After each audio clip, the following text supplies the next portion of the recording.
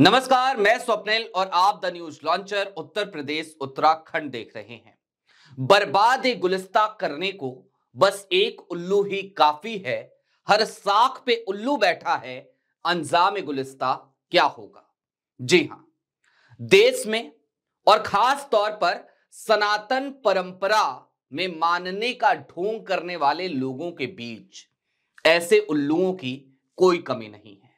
और इसीलिए कई बार यह चिंता होती है कि देश की इतनी समृद्ध विरासत, कई बार इस बात की चिंता होती है कि सनातन परंपरा की वो पुरानी विरासत, वो पुरातन व्यवस्था, आध्यात्म का वो शिखर जिसे तमाम लोगों ने छुआ था, आज की तारीख में वो किस दिशा में जाते हुए नजर आ रही है। बीते कुछ दिनों से कैमरे का फोकस महाकुंभ पे था और ऐसे में एक नगीना ढूंढ लिया था लोगों ने, तमाम गोदी मीडिया के चैनलों ने, तमाम डिजिटल प्लेटफॉर्म्स ने।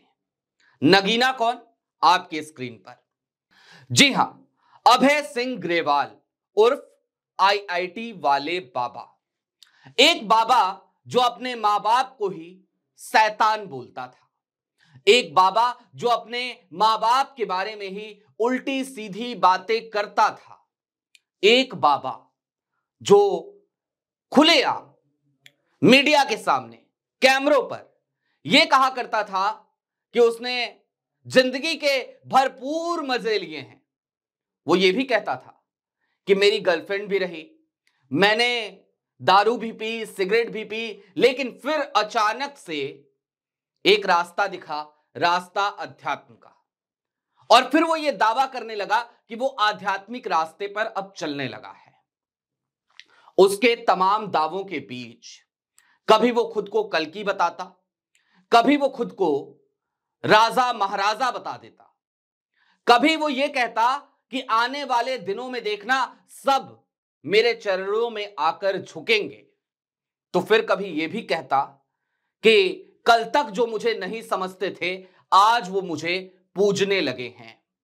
लेकिन इन सब के बीच एक बड़ी खबर आई।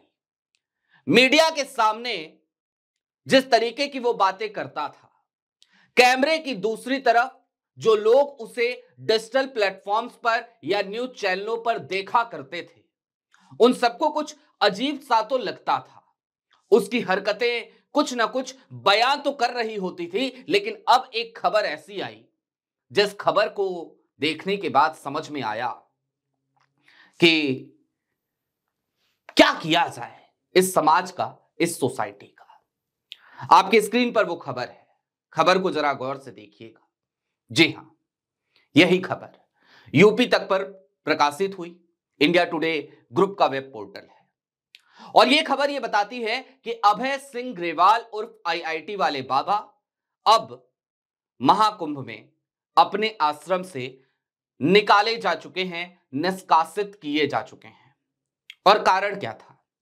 कारण यह था कि महाकुंभ जहां पर लोग अपनी आध्यात्मिक चेतना को जागृत करने के लिए जाते हैं, जहां पर लोग इसलिए जाते हैं कि एक पावन वेला आई है, चलो गंगा जी के किनारे रहेंगे, गंगा के सानिध्य में रहेंगे, योग करेंगे, ध्यान करेंगे, खुद को जानेंगे, खुद को समझेंगे, क्योंकि आध्यात्म का मतलब ही आत्म अध्ययन होता है, खुद का अध्ययन होता है।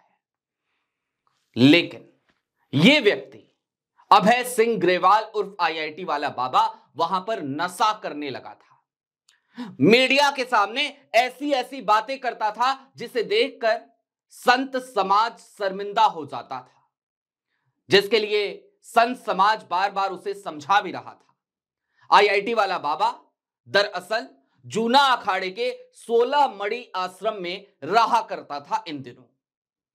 फिर वहां के साधु संतों ने और जूना अखाड़े के संतों ने खास तौर पर, विशेष तौर पर आईआईटी वाले बाबा की इन हरकतों को देखा तो उन्हें ऐसा लगा कि इसका मानसिक संतुलन ठीक नहीं है। एक काम करते हैं, इससे बात करते हैं, इसे समझाते हैं। समझाने की कोशिश की गई तो उसने समझने से इनकार कर दिया। कुछ उसकी समझ में ही नहीं आया, वो मानने को ही तैयार नहीं था, वो अपनी तमाम हरकतों को जायज ठहराने लगा। इसके बाद अवधेशानंद गिरी जो महामंडलेश्वर हैं, उनके पास अभय सिंह ग्रेवाल को लेकर के तमाम संत समाज के लोग गए। अवधेशानंद गिरी ने भी उसे समझाया, लेकिन वो मानने को तैयार नहीं हुआ। हालात ये कि वो नशा करके मीडिया को बाइट देना, उसमें उसे कुछ भी गलत नजर नहीं आता था।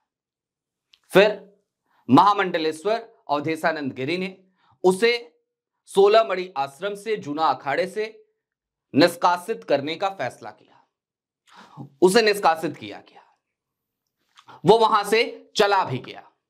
उसी बीच झज्जर में जो अभय सिंह ग्रेवाल के पिता हैं, वो भी वहां पहुंचे, अपने बेटे को खोजते हुए पहुंचे। सोचिए, जो बेटा पूरी दुनिया में अपने मां बाप को शैतान बता रहा है, वो पिता दर दर भटकता हुआ झज्जर से हरियाणा के प्रयागराज पहुंचा, महाकुंभ में पहुंचा, अपने बेटे को खोजने, अपने बेटे की तलाश करने कि मेरे बेटे की स्थिति ठीक नहीं है, वो मानसिक तनाव से दो चार हो रहा है, वो जिस तरीके की हरकतें कर रहा है, ऐसे में कहीं ऐसा ना हो उसके साथ कुछ गलत हो जाए, उसे चिंता हुई उस बाप को। वो वहां पहुंचा, लेकिन अभय सिंह ग्रेवाल से उस मजबूर बाप की मुलाकात नहीं हो सकी। वो लोग उसे खोजते रहे, फिर वापस चले गए। आधी रात को अभय सिंह ग्रेवाल फिर आश्रम पहुंचता है, अपना सामान लेता है। इस समय अभय सिंह ग्रेवाल कहां है, किसी को कोई जानकारी नहीं है, वो आश्रम छोड़कर जा चुका है। लेकिन अब यहां ठहरिए और जरा सोचिए कि हम किस दिशा में जा रहे हैं, और साथ ही साथ यह भी सोचिए कि सेंसेशन क्रिएट करने के चक्कर में, यह भी सोचिए कि खबरों को और बिकने वाली खबरों को खोजने के चक्कर में इस देश की मीडिया किस दिशा में जा रही है। अभय सिंह ग्रेवाल को आईआईटी वाला बाबा बनाने के पीछे जिम्मेदार कौन है? तो जवाब मिलेगा इस देश का वो मीडिया जिसे जरूरी खबरें नजर नहीं आती, इस देश का वो मीडिया जिसे गरीब किसान नहीं दिखता, फसल बीमा योजना के अंतर्गत मुआवजे का इंतजार करता अपने खेतों की मेड़ पर बैठा हुआ वो किसान इस मीडिया के कैमरे में कवर नहीं होता। भुखमरी से दो चार होते वो तमाम परिवार इस देश की मीडिया के कैमरे पर आपको दिखाई नहीं देते। आपको प्रधानमंत्री आवास योजना में होते हुए भ्रष्टाचार की कहानियां इस देश की मीडिया के कैमरे पर दिखाई नहीं देती।